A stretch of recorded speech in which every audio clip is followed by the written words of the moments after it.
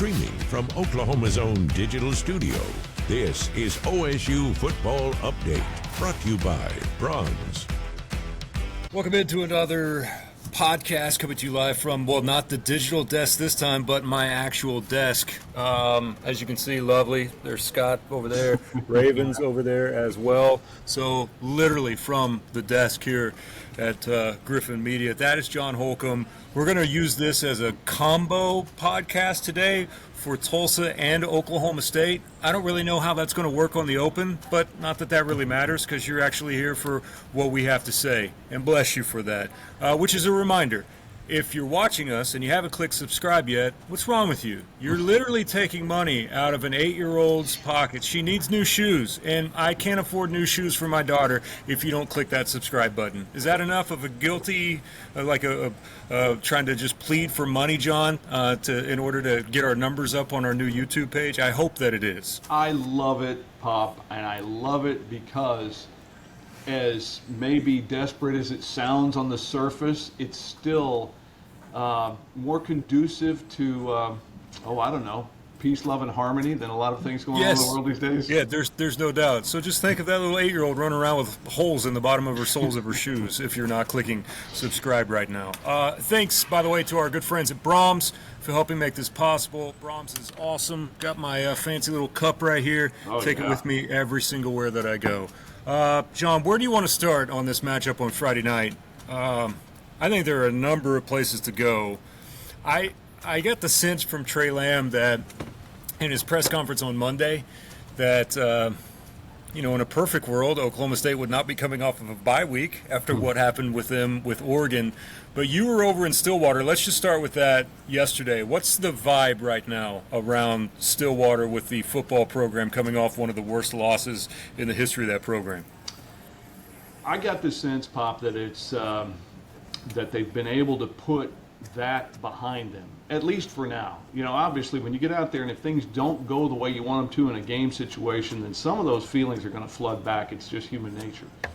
But I got the sense that there's a very determined group, that there's a group that's still confident in itself, and that's from the players' perspective. And by the way, a shout out to Mike Gundy and to Oklahoma State's Sports Information Department for a little extra hustle to make sure we got some players right after Mike was done, because that has not been the norm. But this season we've had them now, I think, 3 times, I believe, all 3 times before games. And so that helps us a lot, but it also gives us a chance to kind of get the feel for what some of those players are feeling. So I think there's a strong sense of determination and a sense of relief that you had a bye week when you did.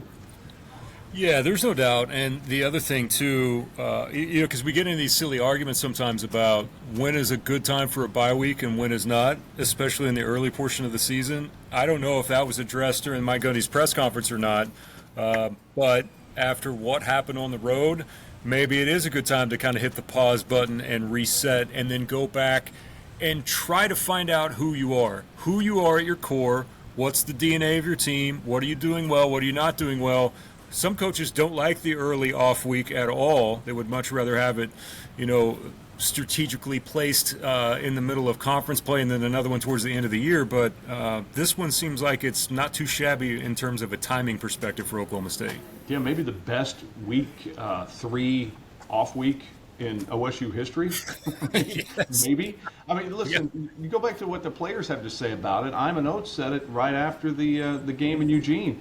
He said, look, we've been going hard at it since June, July, and then you add fall camp into that, and those guys need a bit of a break. And I think that maybe when you have a lot of guys, like I sense, especially on the defensive side of the ball, like I sense OSU has, guys who are out to prove they belong at this level, and so some of them have absolutely bought into the Rob Glass, strength and conditioning thing.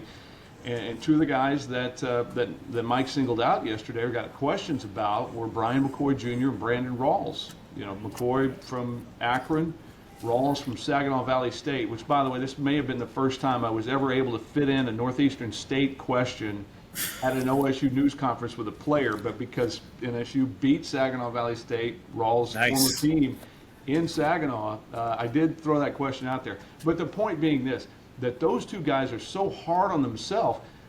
See, that's also into that whole mix of you're trying to max out every single day in the summer and then in the fall, and then you get to the season, and then you have an outcome like you did.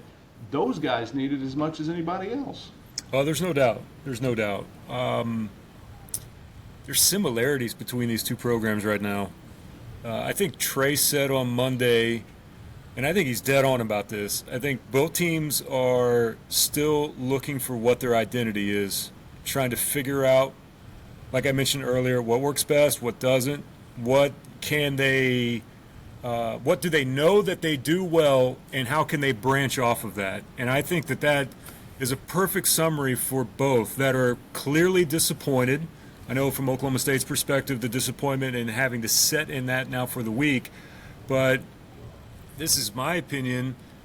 Navy was a very difficult opponent for TU. I mean, they've won 16 of 18, and their two losses are to Tulane, who's pretty good, and also Notre Dame, a team that ended up making a pretty deep run into the playoff last year. So Navy was always going to be its specific challenges.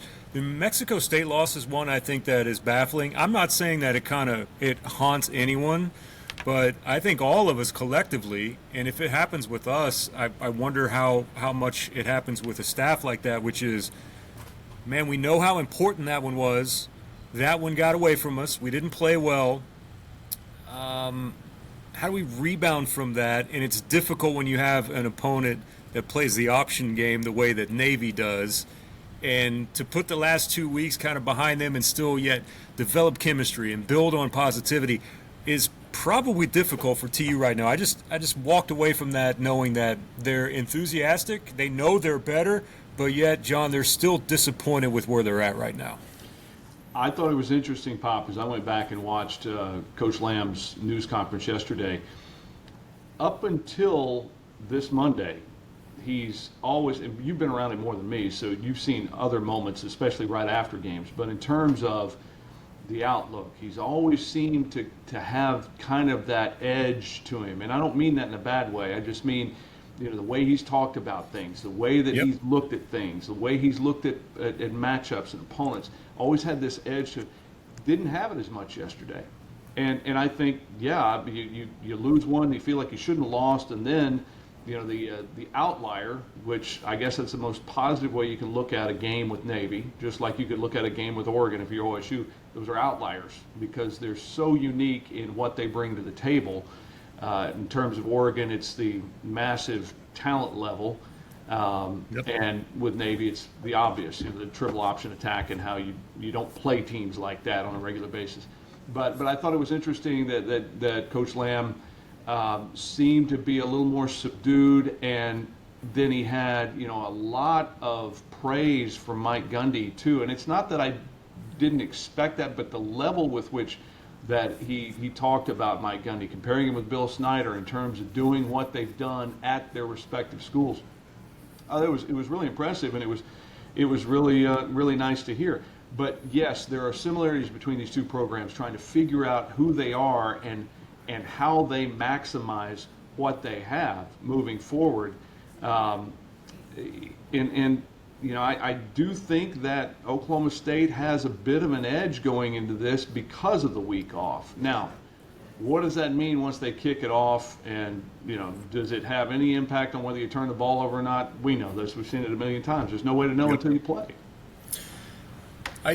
I'm with you. I've always viewed Trey, like Trey's birthday was today, Tuesday. He's turning 36. The thing about Trey is I think he is wise beyond his years, especially in terms of the historical significance of college football. And it makes sense, right? Son, father was a coach, uncle was a coach, granddad, like all of that. So he appreciates the history of it. And I think for him to take a look at someone like Mike Gundy and call him a mentor and sing the praises of him in the same category with Bill Snyder, I, by the way, tend to agree with him on his opinion of Mike Gundy and how he's sustained a level of excellence within the program, the number of wins that they've had over the number of years. I do think that he gets undervalued more than what should be happening. And it's a very odd situation that's happening there over the last year or so, and it seems to be getting even a little stranger. But I was happy that he did that, because the lasting memory that we had from Trey before the season started, if you remember, was he was at American Athletic Conference Media Day and he was asked a question about recruiting. He wasn't looking at it and speaking on in terms of, we're going to go and we should be winning those battles against OSU, like on the field. In that moment, he was talking about the recruiting angle. And that got a little bit of traction, you remember, with that. And some Oklahoma State fans, I remember saying, like, okay, we're going to remember this. I never took that as a slight. That is a competitive individual that wants to win in recruiting battles. And why wouldn't you? Like, and you know how coaches are. But to sing Mike Gundy's praises today, I think kind of puts everything into perspective about the level of respect that he has for a guy that's been doing it as long as Mike has. Yeah, and I may be reading too much into this too, but the whole tone of Coach Lamb's newser, it's almost, I know I use the word subdued, but that there's a little bit of a dose of reality based on the results of the last two games. I don't think it rises to the level of he's retooling things mentally, because I think he still believes in his team. I mean, you know that again, Yep. more so than I do. But it's almost this. It's just funny how you could sense it in the tone of his voice and the rhythm of the whole news conference. There's nothing wrong with what he said at all. No, not at all. And he still believes in his team. And he said these guys are excited to go play Friday night. And they should be, because this could be a very close game. I mean, regardless of what's happened the last 10 times they've met, there have been a handful of those games, Pop, that kind of steered in this direction that Tulsa easily could have won. I mean, I can remember Shane Illingworth having to come in and play quarterback for, remember him? For OSU in a game that Tulsa very easily could have won. And if I remember right, Zaven Collins was cramping up in the fourth quarter, wasn't able to play. That made a huge difference in that game in Stillwater. Yeah, I think Zaven might have jumped into the first round just based off of that game alone. And who knows how high he would have gone if he maybe would have been able to finish that game. I think you're right. And in terms of belief, Where's Mike Gundy at with his bunch right now? What are you kind of reading between the lines on his comments? Satisfy your sweet tooth with a Brahms old-fashioned banana split. Crafted with a delicious banana, split down the middle and filled with not one, but 3 scoops of Brahms premium ice cream flavors. To complete this masterpiece, all your favorite toppings are poured on each scoop to bring it all together in a perfect harmony of flavor. Treat yourself to an old-fashioned banana split at Brahms, where every spoonful leaves you wanting more. You know, I think Mike has he's now become the voice of I can't say the voice of the aged, because he's 58. He's not that old. Trust me. But I think that I think he believes that he has, and he's said this several times, and he's almost said it the exact same way every time. It's that we have enough talent on this roster for us to win a lot of games. Yep. Now, that's not going out there and predicting we're going to challenge for the Big 12 championship. I think he's realistic in what it is, because at the end of the day, while he's saying all of that, and I think he's right, because you've got guys like Christian Fitzpatrick, who's just been dying to have the ball thrown to him more. You've got guys like Trent Howland, who was the only bright spot in Oregon because he could run between the tackles when you've got all these backs that you're trying to find carries for. You've got enough talent in the secondary defensively that should be able to help limit teams from throwing it all over on you. But the real issue, if you want to call it that, is you have a redshirt freshman quarterback who has started one game. And when it comes down to winning close games, so many times it comes down to, is your quarterback able to make the right plays at the right times? And we just don't have the body of work with Zane Flores yet, as much as everybody seems to like him. Well, not only that, John, to go into that atmosphere, that's your first start on the road.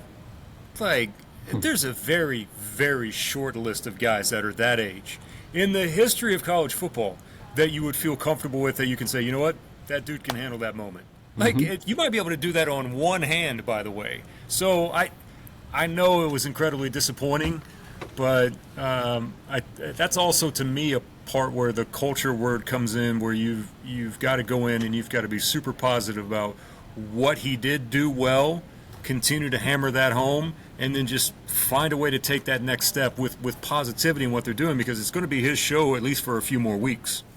It is, and now, and what's interesting about the whole Hoss Haney situation, and I'll borrow a little bit from Robert Allen, our good friend, who's our sideline reporter on the Cowboy Network and has a Post Report, his website, bringing up, which it's kind of the elephant in the room now, but by the time Hoss Haney can come back, where are you as a team? Yeah. You've played one game. Do you, it's all about the individual decisions now, too. So this could be Zane Flores' team, regardless if Hoss Haney is healthy enough to play. That'll be an interesting thing to tackle a little bit farther down the line, because the original projection back for him might be until middle of October and homecoming, I think, with Cincinnati. But we'll see on that. But in terms of Flores now, too, now he gets a chance to come back home. The comfort level there, and then the point that I'm eventually getting to here is both teams, when you are searching for who your playmakers are, especially in generating as much offense as possible, what's one thing you have to do to have success, to give yourself the best chance to have success? It's run the football. Yes. And what's interesting to me about that is from an OSU standpoint, how many carries will Howland get? Because Mike said yesterday, yes, the ankle he rolled in Eugene, he should be fine. But you've got those 5 guys you were trying to spread it around. You haven't really seen much of Rodney Fields yet, even though he played a little bit at Oregon. And then on the other side of the ball, you've got a former OSU back in Dom Richardson, who would love nothing more than to come back to Stillwater and put a big number on OSU, and he's fully capable.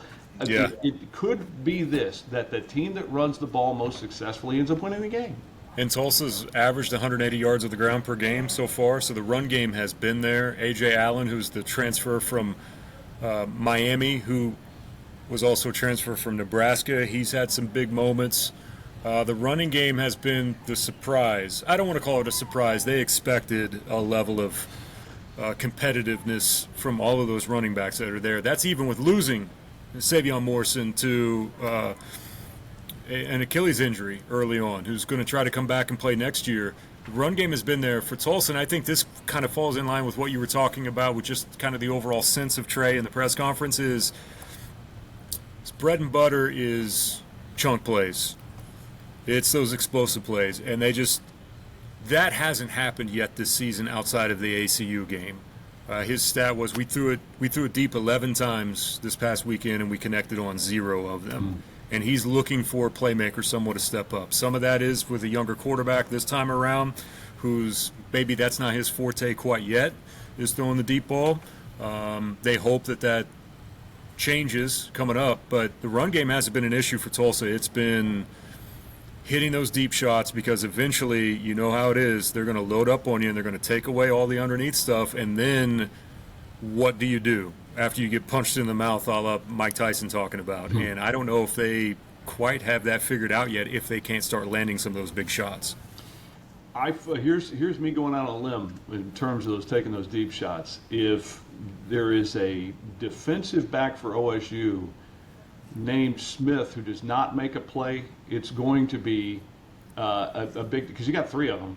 I mean, one of the 3 is bound to make a play at some point, right? And Cale Smith's had his moments. He had the pick 6 against Arkansas last year. You got Cam Smith out there as well.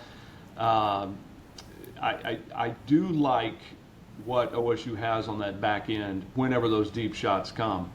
And I also think that OSU's receivers like some of the matchups that they're seeing on video with Tulsa. Yep. But your quarterback's got to get it there, and he's got to put it in a position where your receiver can go make a catch. And that goes back to the uncertainty of the whole thing because of Baylor Hayes and Zane Flores. And who knows what may come out of them on Friday night. Well, and I love it, and we'll wrap up because I know you got a newscast. The connections are all over the place. You brought up Dom. There's Braylon. There's Ty Williams, who transferred to Tulsa as well, who's doing special teams.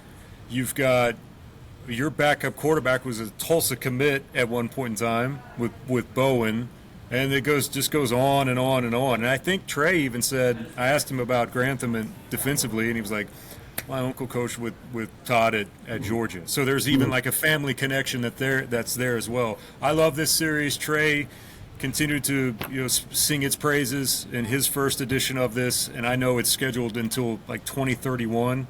So these two teams will play a lot over the next couple of years. But I'm as intrigued by this one Friday as I think of any game that I've been a part of in at least the last 3 or 4 years from the Tulsa perspective. So it should be a lot of fun on Friday. Yeah, and don't forget Cason Carpenter too.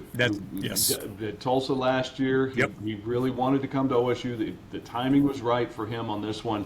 And Bob Schick, who is like 70 years old from Virginia Tech, the left guard. I joke, but he's right there next to Cason, and he told us on Monday that even though he's not from here, he said Cason's been telling him all about it, and he basically said that if anybody on this team is locked in, it's him. Yep. Just another one of those examples. Good stuff, my man. Appreciate you. I'm sure we'll have another one of these, multiple of these. Because very rarely are we in the same place on a Friday or Saturday evening when it comes to the college team. So good luck on the sportscast tonight. Hey, thanks. I need every little bit I can get. And for everyone that's watching, remember, please hit the subscribe button. You'll make all of our bosses very happy if you hit that subscribe button. And a like button. Yeah, don't forget my daughter and her little pinky toe hanging out from underneath the bottom of the shoe. Soles wear out quickly, and I can't afford new ones if you don't hit the subscribe button. Shouts out to Brahms as well for making all of this possible, and we'll see you next time. Thank you for watching this Oklahoma's own digital studio stream. Stay with News on 6 online and on television anytime for the latest news, weather, and sports.